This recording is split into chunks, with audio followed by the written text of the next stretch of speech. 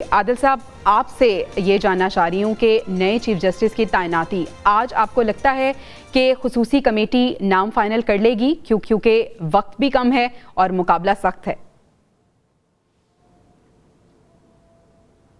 جی بالکل فائنل کر لے گی، صرف فارمیلٹی ہے۔ آلریڈی کچھ چیزیں کنسنسس ہے ان کا بہت ساری چیزوں پہ، چونکہ تمام پولیٹیکل پارٹیز جو اس ٹائم 2/3 اکثریت میں بیٹھی ہوئی ہیں ان کا ایک ہی مائنڈ سیٹ ہے اور وہ چیزیں سوچ کے بیٹھی ہیں۔ انہوں نے سوچ لیا ہے کہ اگلا چیف جسٹس کون ہوگا۔ صرف اب چونکہ تحریک انصاف نے واک آؤٹ کر دیا تھا، ان کی وجہ سے 8:30 بجے تک کا وقفہ دیا گیا ہے، لیکن آپ کو پتہ ہے کہ تحریک انصاف ہمیشہ سے ہر چیز کو پولیٹیسائز کر دیتی ہے، چونکہ وہاں پہ ان کے مسائل یہ ہیں کہ وہاں پر کوئی فیصلہ کرنے کی جو کسی میں بھی قوت نہیں ہے۔ جو چیئرمین ہیں وہ کچھ فیصلہ کرتے ہیں، بعد میں وہ کسی اور باقی جو ممبران ہیں ان کے پریشر پہ جو ہے وہ پھر فیصلہ واپس ہو جاتا ہے۔ تو اس طرح کی صورتحال تو وہاں پہ ہے، لیکن اصل چیز یہ ہے کہ جو ترمیم کے بعد کا پروسیس ہے وہ اپنے حتمی انجام کی طرف پہنچ رہا ہے۔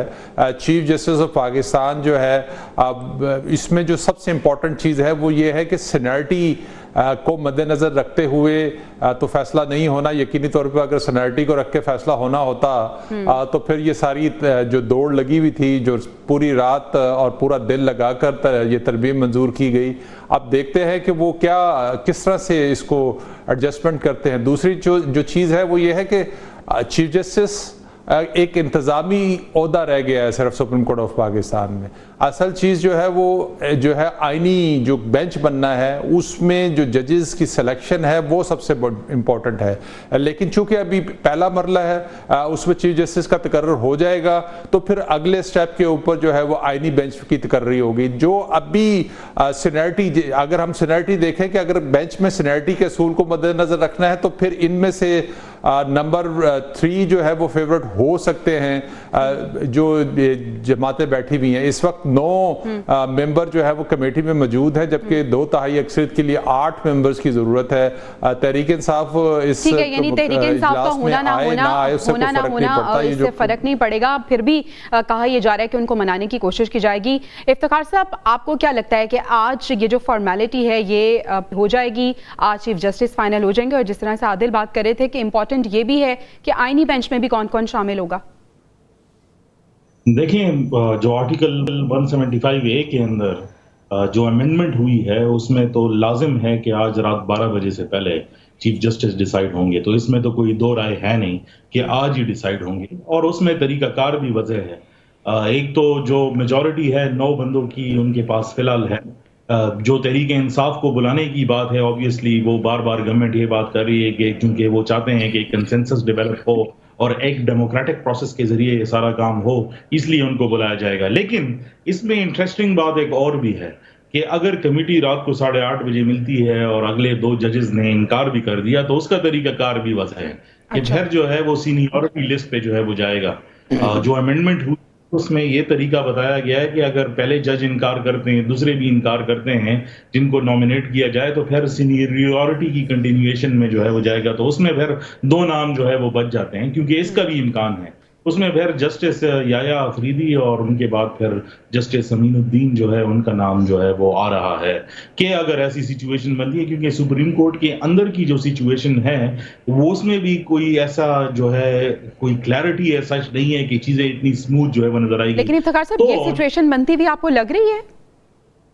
دیکھیں، ایسی چہمگوئیاں ہیں، ایسا نہیں ہے کہ ایسی کوئی بات نہیں ہے، ایسی ایوانوں میں ایسی بات نکل کے بھی آ رہی ہے، تو وہ اس کے لیے بھی تیاری کر رہی ہے۔ اس لیے بھی ان کو 8:30 بجے جو ہے اس پہ رابطے جو ہے ان کو کرنے تھے کہ اگر ایسی سچویشن بھی ڈیولپ ہوتی ہے تو کوئی کنٹروورسی سے بچنے کے لیے اور جو کانسٹیٹیوشنل امینڈمنٹ ہونی ہے اس کے عین مطابق فیصلہ کرنے کے لیے 12 بجے سے پہلے سب کو ریزالو جو ہے وہ کرنا پڑے گا۔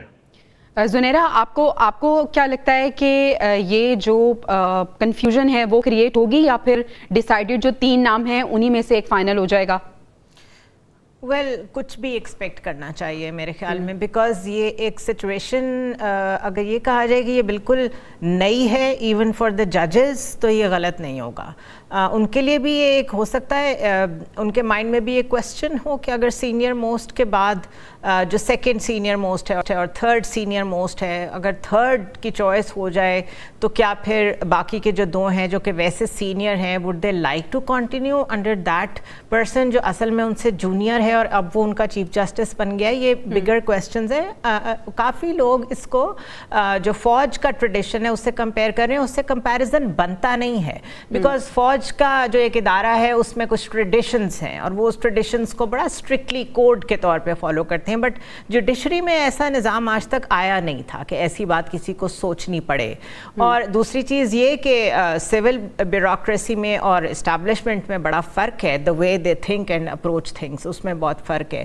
لیکن بہرحال اس 26th امینڈمنٹ نے جس ہیسٹ کے ساتھ یہ سب کیا، اب اس کے اثرات سامنے آنا شروع ہو گئے ہیں. یہ ابھی سے this is going to be the first test کہ یہ اس سے کیسے نکلتے ہیں. اور اس کے بعد بھی اب کویسچنز تو اٹھیں گے نا کہ کون سے ایسے کیسز ہیں جن کا آئین سے کوئی تعلق ہی نہیں ہے، کیونکہ ایون دا کرمنل تھنگز اس میں بھی جو چیزیں آپ ایک انسپریشن وڈرا کر رہے ہوتے ہیں یا اس کی جو بیسک پلی لے رہے ہوتے ہیں وہ اپنے کسی نہ کسی فنڈامنٹل رائٹ سے لے رہے ہوتے ہیں. تو you can not separate the two. کوئی بھی ایڈمنسٹریٹو یونٹ نہیں ہو سکتا، کوئی بھی آئینی یونٹ نہیں ہو سکتا. لیکن اب کیونکہ بن گیا ہے، یہ کیسے آپریٹ کرتا ہے، لیٹس سی.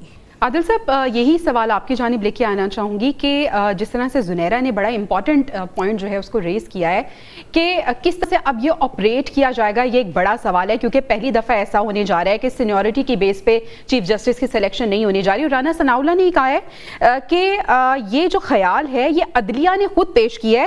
اس نے سندھ اور لاہور ہائی کورٹ کے چیف جسٹس ٹاپ 3 ججز میں سے مقرر کیے ہیں. تو وہ لوگ جو اس پہ اختلاف کر رہے ہیں، یہ جو پلان ہمیں دیا ہے یہ عدلیہ نہیں دیا ہے، کیا کہیں گے اس پہ؟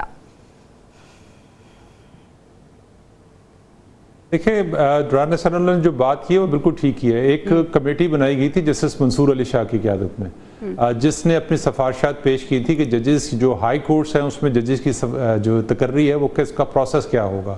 اور اس کو لاہور ہائی کورٹ میں چیف جسٹس کے جو ابھی موجودہ چیف جسٹس ہیں ان کی تقرری پر ایکسرسائز کیا گیا تھا کہ وہاں پر آپ 3 جو ہے نام میں سے کوئی ایک سلیکٹ کرے. تو یہ آلریڈی جسٹس منصور علی شاہ کا ہی فارمولہ ہے جس کے اوپر حکومت نے جس کو اڈاپٹ کیا ہے. اور گو کہ منصور علی شاہ نے خود اس فارمولے کو بنایا اور وہ خود ان کے اوپر اپلائی ہو رہا ہے. اب دیکھتے ہیں کہ حکومت سینیرٹی کو تو یقینی طور پہ، میں اس لیے بار بار کہہ رہا ہوں، سینیرٹی کے لیے اگر سینیرٹی کا مسئلہ ہوتا تو پھر اتنی بھاگ دوڑ نہ ہوتی.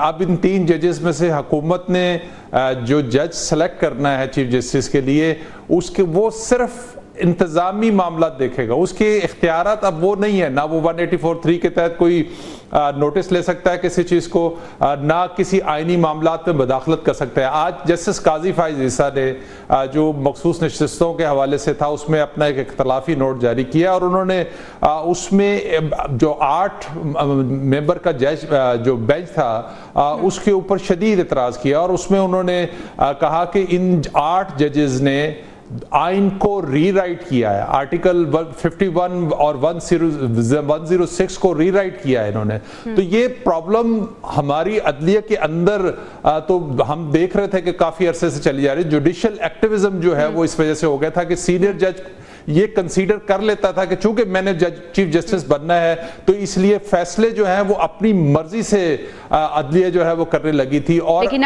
اب ایسا نہیں ہوگا، فیصلے اب اپنی مرضی سے نہیں کیے جائیں گے. جس طرح سے آپ کہہ رہے ہیں